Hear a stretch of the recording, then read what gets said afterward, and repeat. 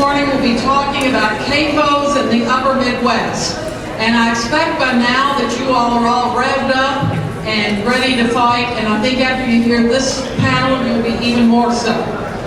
Scott Dye is the regional representative for the Socially Responsible Agriculture Project, and Scott has been working on CAFO issues for at least 20 years, because I've known him for almost that long. If you need help in stopping a CAFO, he's your man, because he knows what he's doing and he doesn't put up with anything.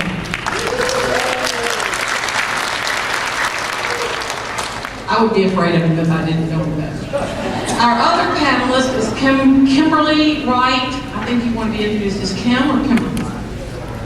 Either way, Kimberly Wright is the Executive Director for the Midwest Environmental Advocates. This is a public interest law firm, and those of you who appreciate, as all of you do, clean air and clean water in Wisconsin, her organization is your best friend.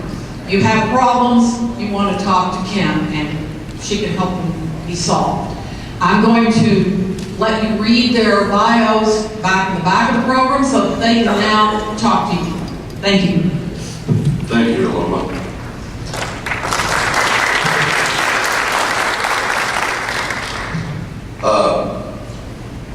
So what we're going to talk about is CAFOs in the upper Midwest. We just have a few short slides we're going to show you. I think the state of CAFOs in the upper Midwest can be adequately described as a Judge Bolt, administrative law judge, described what was going on in Wisconsin, in Northeast Wisconsin, in a case as a massive regulatory failure. And I think that is can be applied to pretty much all over the upper Midwest. These facilities, it really starts with monitoring, compliance, and enforcement. Are those things happening? The simple reality is, no, they're not happening. Most CAFOs, at most, are inspected once every 5 years. If they're inspected more than once every 5 years, which is when their permits get renewed, they're inspected on a complaint-driven basis, because one of the neighbors says, hey, I got dead fish floating in the stream here and it smells like manure. So most of us know the definition of CAFOs, but I put this slide up here because this is really important. The really important part of this, the point I'm going to get at here, is the 1,000 animal units. So most of you know it's 1,000 beef cattle, 700 dairy cows, 2,500 adult hogs, 125,000 broiler chickens. Man, that sounds like a lot of chickens. 82,000 laying hens and pullets. Now these are the numbers as of the fourth quarter of 2015. These are U.S. EPA numbers. These are the states in the upper Midwest, how many CAFOs they appear to have. Y'all are familiar probably with the term lies, damn lies, and statistics. That's what this slide is. This is lies, damn lies, and statistics. Some of these look pretty good, and some of them look pretty bad. And the situation as it stands really is they're all pretty bad.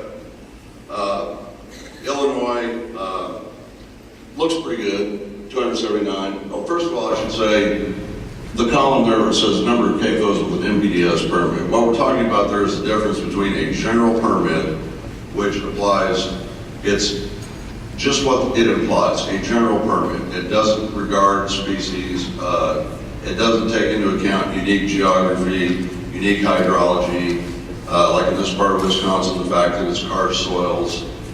So it doesn't take any of that into account.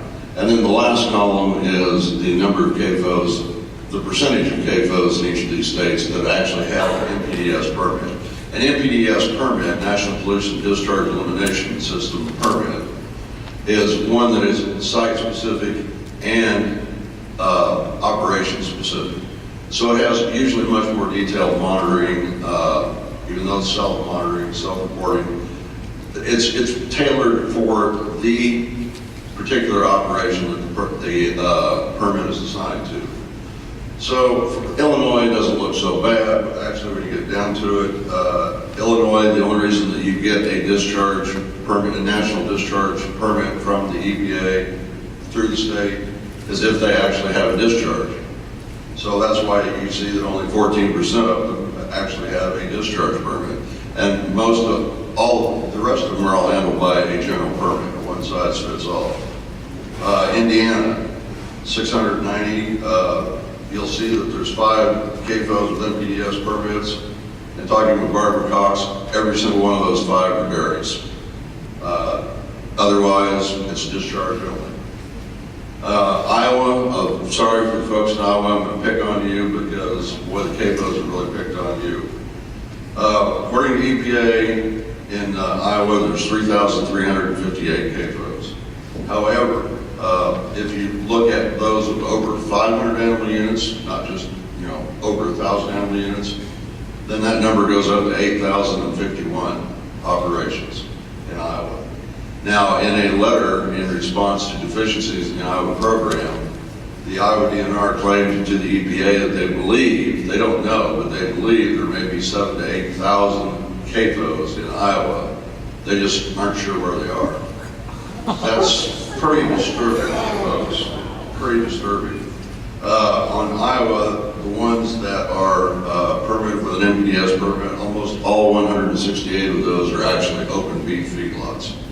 Not hog factories, not chicken factories.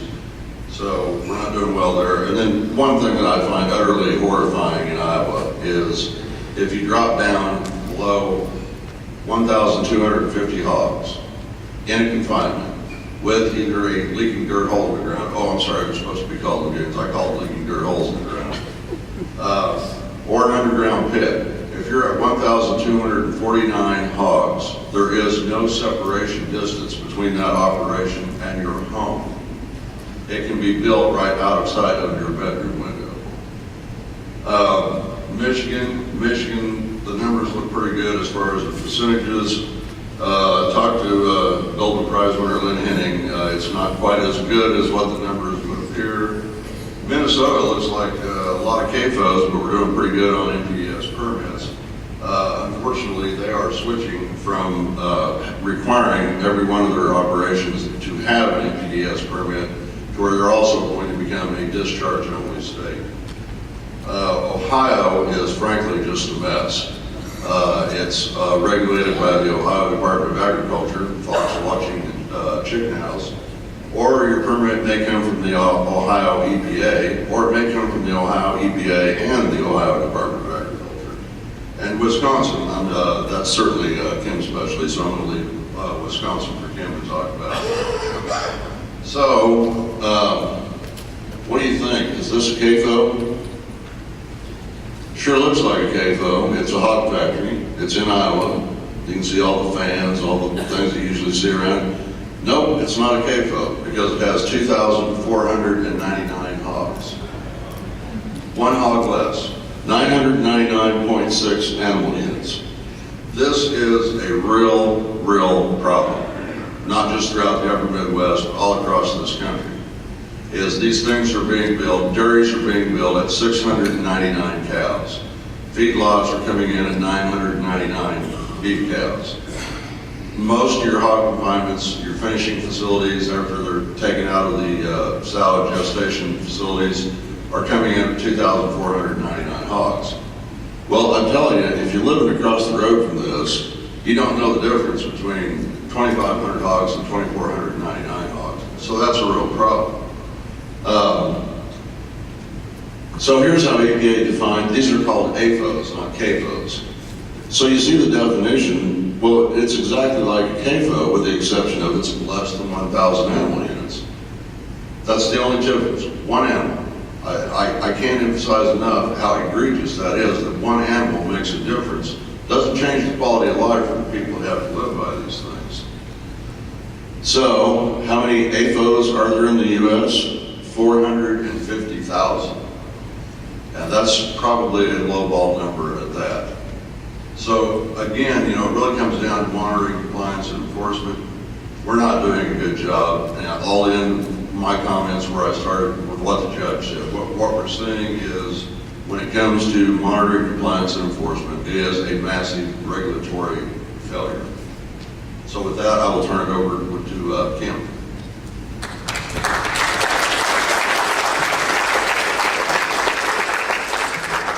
Good afternoon. First, I have to thank SRAP. They have given Wisconsin the extra boost we needed in resources, and we really couldn't have had the success we've had in the last couple of years without this organization.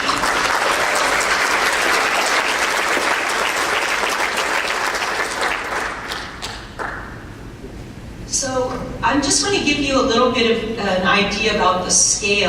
On Scott's table, it doesn't look like Wisconsin has all that many CAFOs compared to some other states. But this, the map on the right, is that your right? The map on the right is just a depiction of where CAFOs are in Wisconsin. And what I want you to notice is around, where we are right now, around Green Bay, there's a high concentration of industrial dairies. They feed this processing industry that's in this area, so it's a little bit hand in hand here. And I think for those of you who were here last night and that we've been here today, policy really matters. About 12 years ago now, our state passed a law that removed almost all local control over the siting of these giant animal factories. And the graph that you see, the bar graph, as the number of CAFOs has gone up in Wisconsin, the staff at the DNR and the resources available to them have gone down. Scott mentioned general permits. When we got our general permits for CAFOs here, the deal was we would get more staff, we could spend less time permitting and more time going out and monitoring and enforcing. We didn't get more staff, and we had also asked for bonding so communities wouldn't have these biological Superfund sites when these things go under. And of course, we didn't get either of those. So also, those of you who were here last night and heard Gordon Stevenson, I think this is a statistic we all really need to try to wrap our heads around, that the number of cattle in Wisconsin produce the waste of Tokyo and Mexico City combined. We only have 5.7 million people in Wisconsin. So Kewaunee County you've heard a lot about, and I'm just going to try to focus a little on the story that's been going on all too long here in Kewaunee County. The map with the bright red on the peninsula that going up, what that represents is nutrient management plans. So Kewaunee County has some of the most polluted groundwater in our state. Over 30% of the wells that have been tested are unsafe for human consumption. And what that represents is in Kewaunee County, greater than 80% of all the land is covered by a nutrient management plan. And that's the great standard that is supposed to protect us all. First of all, I don't know that those are all followed. We don't really have enforcement staff. We don't have monitoring. A lot of reporting is questionable. So one of the things I've recently learned is about a vast majority of the milk, this CAFO milk that's produced in this area, goes to produce cheap mozzarella cheese. And since I've learned that, just small tip, I've gone to my local pizzeria and asked them if they know where their cheese comes from. I think it's quite an opportunity to have such a large percent of the market in one product.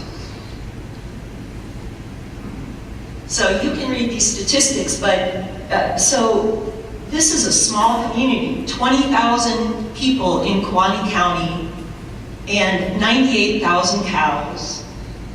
And so the waste of more than 2 million people, and the majority of that is dumped on thin soils and fractured bedrock.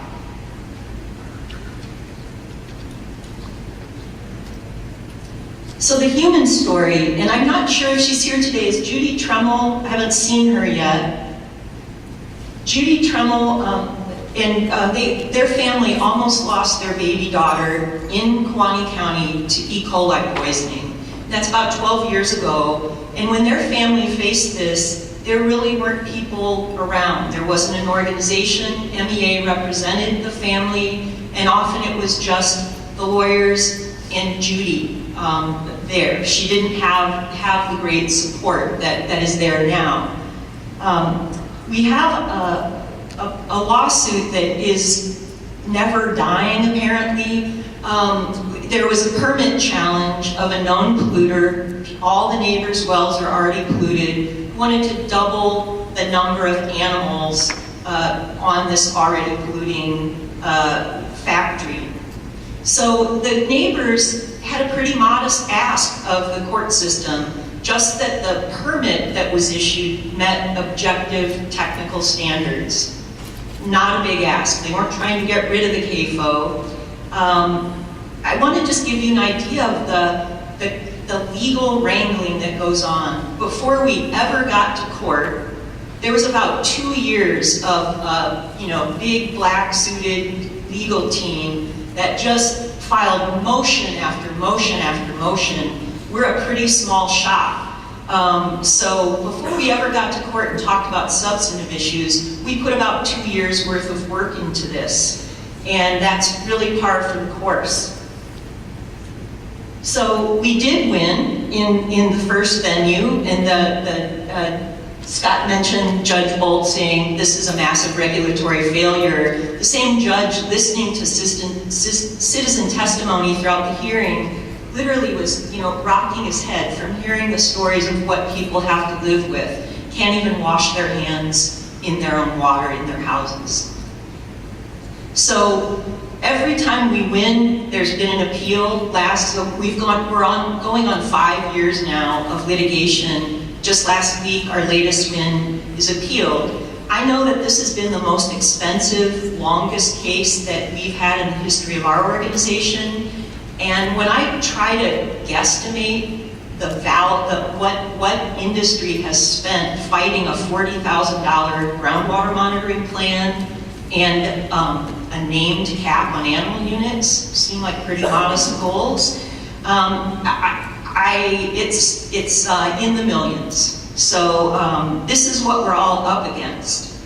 And I know here in Wisconsin there have been a couple of suits where citizens have hired private lawyers. When you can't keep going for 5 years. I mean, one part of this would cost $500,000 or more. So I guess that's a shout out. There is a reason to have public interest law, to be able to keep going and keep going and keep going. And they're certainly testing us there. And I just want you to check those are our clients in that case that have stuck with us all along. And this is really important. So all over Wisconsin, just like in your states, if you're not from Wisconsin, wherever there is a big polluting CAFO, there are activists. And over the last 5 years, I've just seen citizens stepping up and working together. But that's not quite enough. So we also have another innovation underway in Wisconsin, which is the Sustain Rural Wisconsin Network. And it's an umbrella group to try to bring these many voices together to have more power than any community can. You all know that, we're all NIMBYs if we're fighting for our own property, our own community. But it's really important for us in Wisconsin and in your states to show that this is not an isolated issue. This is in every corner of our state. And so I really invite you to go to SRWN's booth out, and they have some flash drives that they're generously donating to people with a lot of good information on them. But we're really hoping that this is the next level of citizen power for us here in Wisconsin, is to have that unified voice. So this is just a smattering of all the creative ways that communities fight back.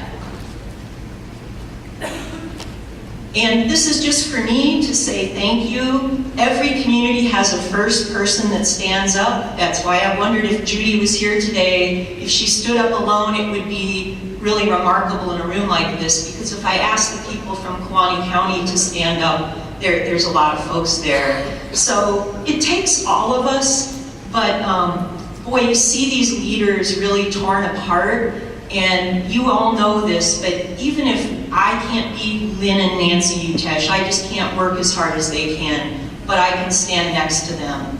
I might not have been able to take a lead like Elaine Swanson did, but I can stand next to her. So just a representation, certainly not a whole list, of some of the many people in Wisconsin have just put themselves on the front line and made space until their neighbors could come along and join them. Thank you.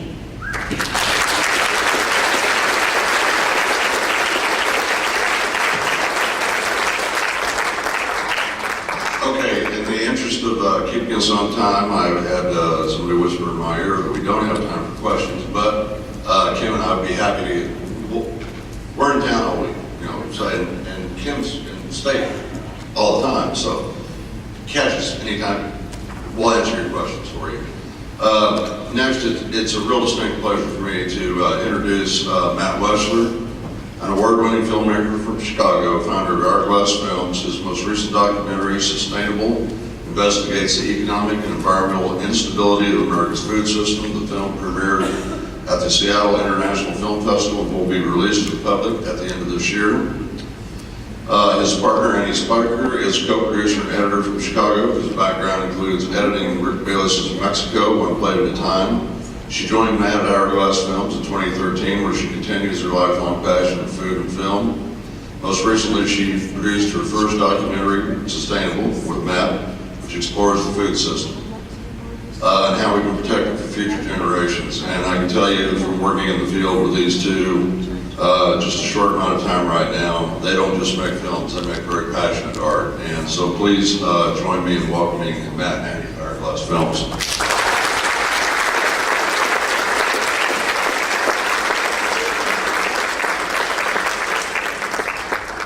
Thank you.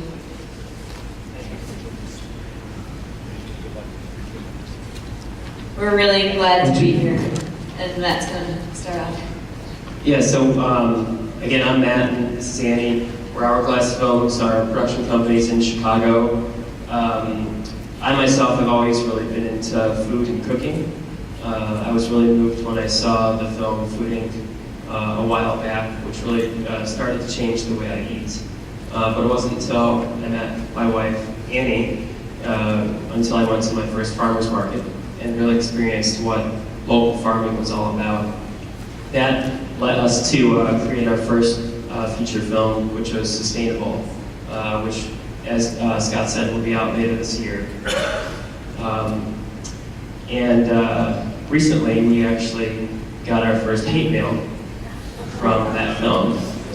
So we are no longer just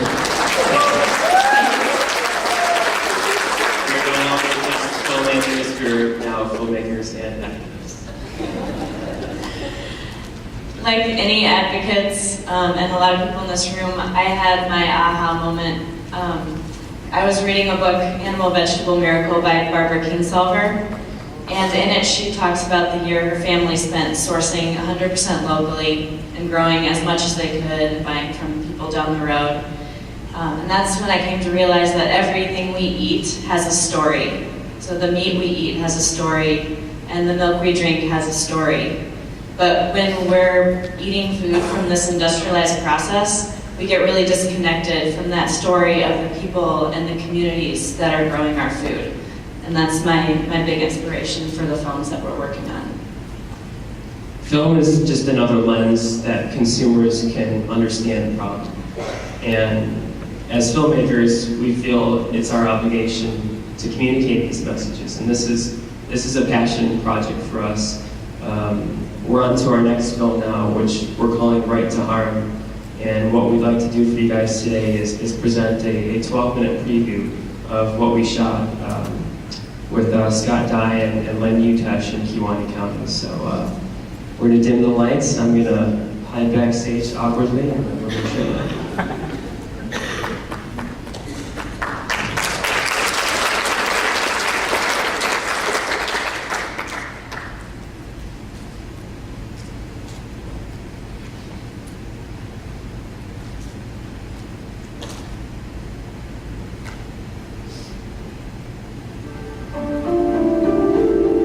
Residents in one Kewaunee County community say the ongoing well contamination problems there have gotten worse.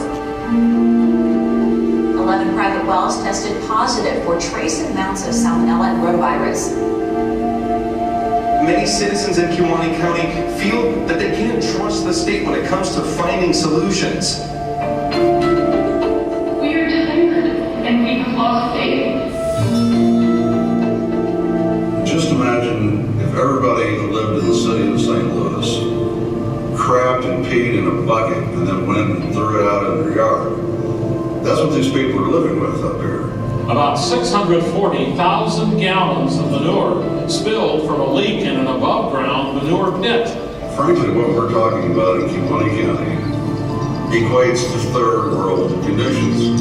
An agricultural group is calling out the Wisconsin Department of Natural Resources for not protecting the health of people in Kewaunee County. This was nothing short of a public health emergency. You don't think of unsafe water coming out of the tap as being an American ideal in the Midwest. But that's what we're dealing with here.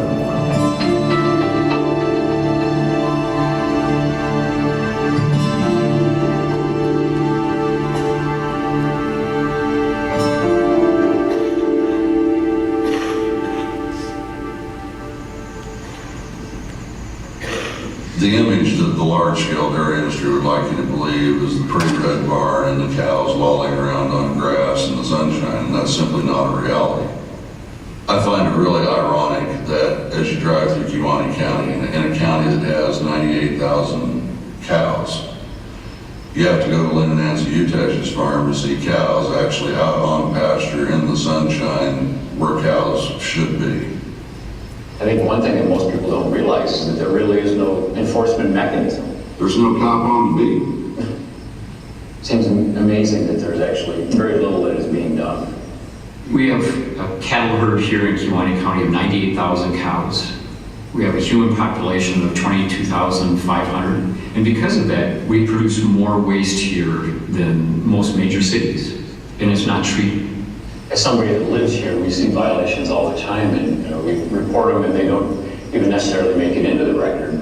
The DNR pretty much stands for does not respond. You know this, all the neighbors know this. At the federal level, the state level, the county level, there really has been minimal attempt to really find out who's responsible. You know, how can you fix something if you don't really know where it's coming from?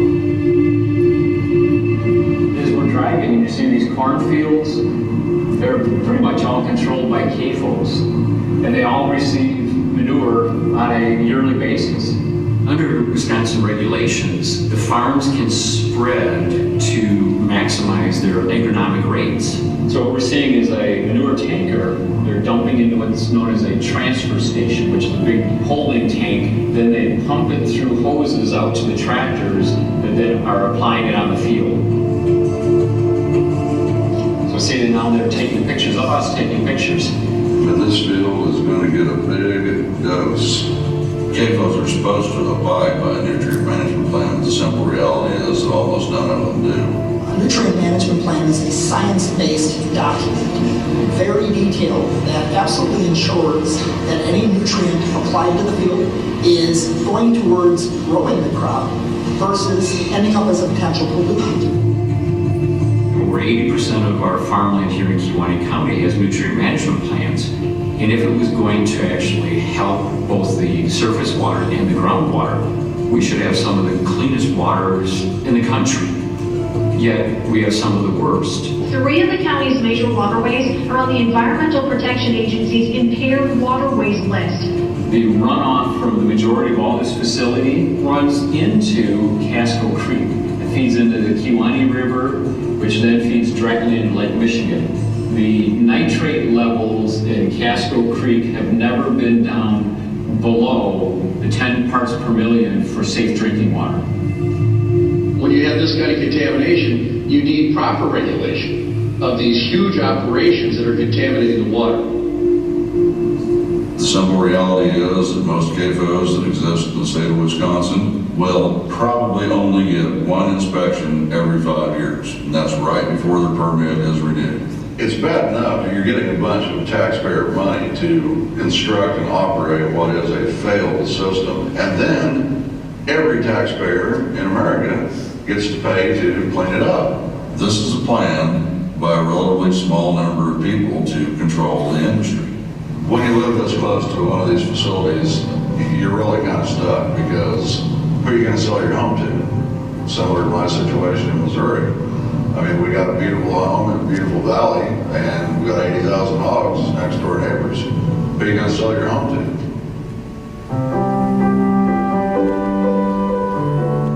I was raised in Paradise, really. 340-acre family farm. Spent the family for 135 years, and as a kid growing up, I had the world's biggest playground. I could go as far as I could go, as long as I got home by supper time at night. And in 1994, a company that was based out of Delaware and founded on Wall Street junk bonds moved in next door. My mother, within 6 months, she was on an inhaler. She was having respiratory trouble. After I understood the risks of living by one of these things, I knew that I was never going to subject my wife and my children to living in those kind of conditions. This is about so much more than just what's going on right here in Lincoln Township. This is about what's going on in America and what kind of people are going to be raising the food supply that we're going to be feeding our country and a growing world with from now on. I do what I do because I do not want to see what happened to our community happen to any community anywhere in this country ever again.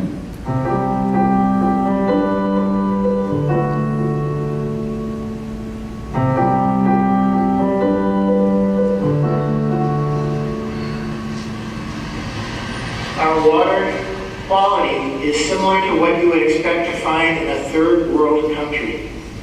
And the only agency that has stepped up thus far to provide water is the Algoma School Board and the Algoma High School. What does that say? You're never going to get a change until you actually discuss a problem. I would like to see a show of hands here of how many people want water supplied today. That's really what we've finally started to do here in Kewaunee County, is we've started to honestly discuss our problem. It's time for the citizens to actually have clean water provided to them. We're no different than the city of Flint. We deserve that water. Now that we're discussing it, now we can actually start to work to fix it. We need to get changes at the legislative level. It's time to get it to the county board for a vote. It's a grassroots movement. If the system's broke, you don't put another Band-Aid on it. Democracy starts at the bottom. You cannot privatize the profits. Not at the top. And socialize the cleanup. I think we need to request the EPA shows up. Stay here until they have seen this job through. Unfortunately, our elected officials have yet to be willing to actually listen to the people. We really don't have authority to do that. It becomes a much more complicated effort, a compliance program. We also are working on nutrient management plans. The politics that they're playing is ridiculous. No, there are options out there. These are real people with real lives. It's just using common sense. That deserve better. How do we allow the farm community to continue to make money while protecting all the other members of our society?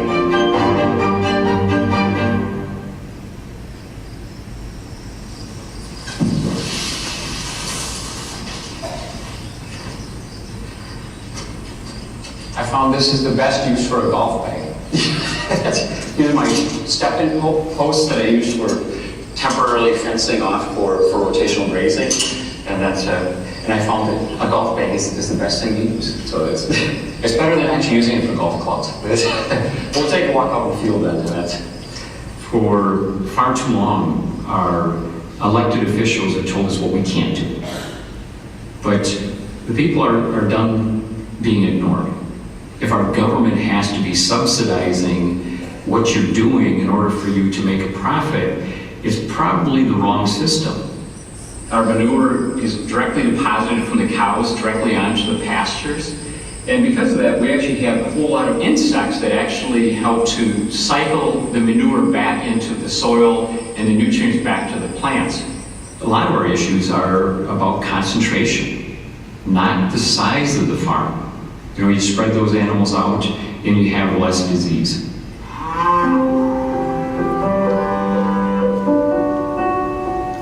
we choose to farm the way we do because it actually makes a living wage for our family. It makes it so that we can continue to do what we love to do, which is farm. This one right here, she's 17. She no longer has calves anymore, but she's one of the family. Lynn and Nancy, you are two of my heroes. There are people that have stood up in Kewaunee County and been willing to face the intimidation of some of their neighbors to speak out for the people that have to live with the conditions here. You know, they're working for the future of this community.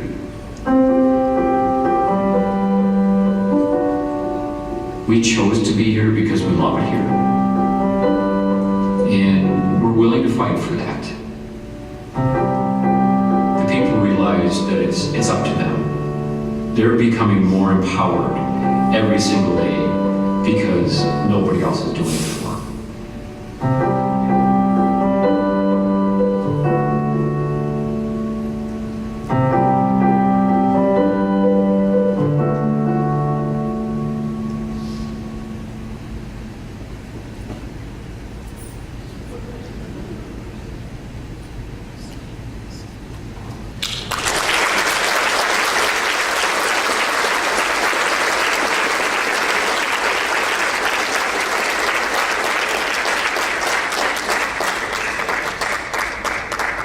All right. We hope you all enjoyed it. And this is just 12 minutes and just one story. And I've heard from so many of you of the various stories that are happening around the country, and that's really the goal, is to make this go from this small 12-minute film to a feature-length 90-minute film that includes stories from all over the country that helps to create a movement that perpetuates hope and the ability of change. So we know we're not the first people to make a film about CAFOs. There have been a lot of films on the subject the past 10, 15 years, but nothing has changed. In a lot of cases, it's actually gotten worse. So we really have a growing movement with animal rights activists and environmentalists, and now we need to open up the doors. We need to create this aha moment for a much broader general audience, and we need to make this topic a mainstream topic for everybody.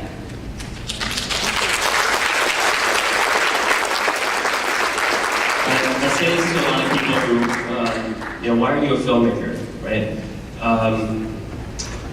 Video is becoming an ever increasingly important medium. Right now, 60% of how we view content on the web is video. By 2019, it's expected to be 80%.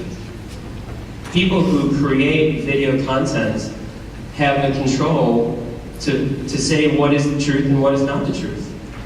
And to steal a line from John Eichert, this is our truth.